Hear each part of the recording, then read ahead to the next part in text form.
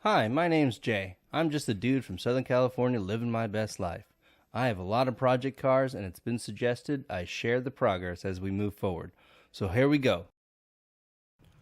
So welcome back. Today's project did take us away from the 57 again, but this is our 1988 E350. She was built by Family Wagon. As you can see, it's got that fiberglass shower. Looks like they just took a regular 350 and just cut the roof right off and stuck a fiberglass shell. So our project today is to get the shell back on. We were working on the inside, and we determined that the seal for the top of the van was just not going to cut it, and we had to replace it. So we waited till after our big vacation. And as you can see, I'm walking around to show you the edges. You can see it's just somebody cut the roof off, and then the top sits on, and all those holes are where the top screws on. So I went around and I took all the rust off and sanded it and got it painted the same color as the car. A nice clean surface to seal to. This is our fiberglass bathroom. This is why we decided to keep this van, was because of this built-in fiberglass bathroom. It's just a unique piece, and you really don't see them very often. So we're still in the midst of it, but today we will be putting on the top.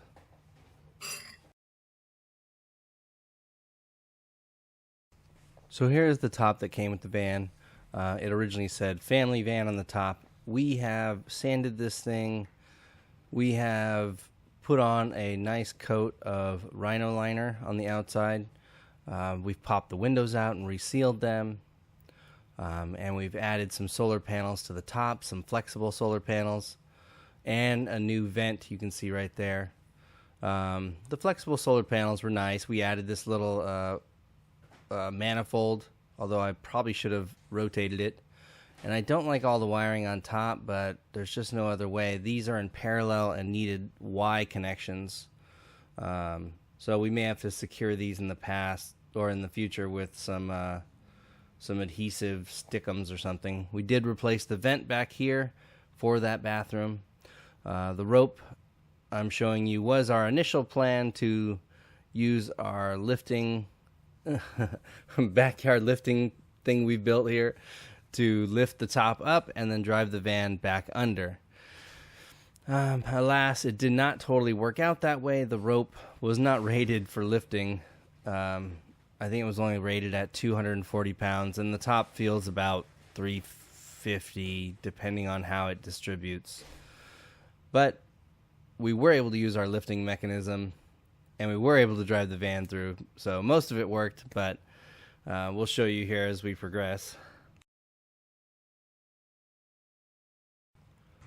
So here we've jumped a little forward. We got the top up. We ended up using some heavier duty rope up front and some chains in the back with a hoist.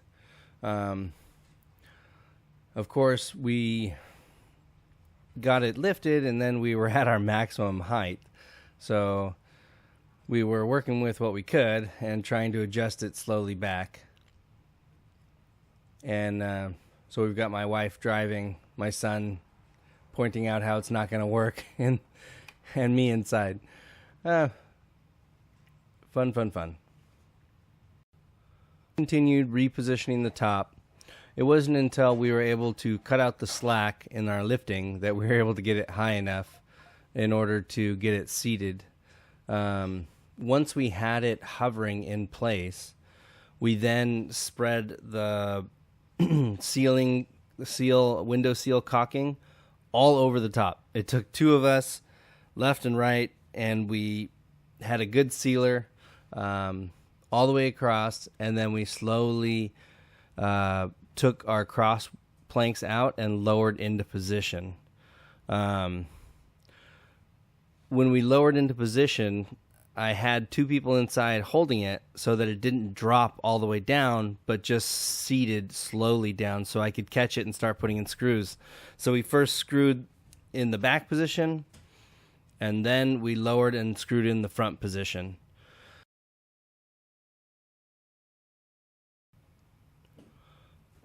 So once we got a couple screws on, I continued all the way around, sunk in all screws. We used stainless steel with a neoprene washer.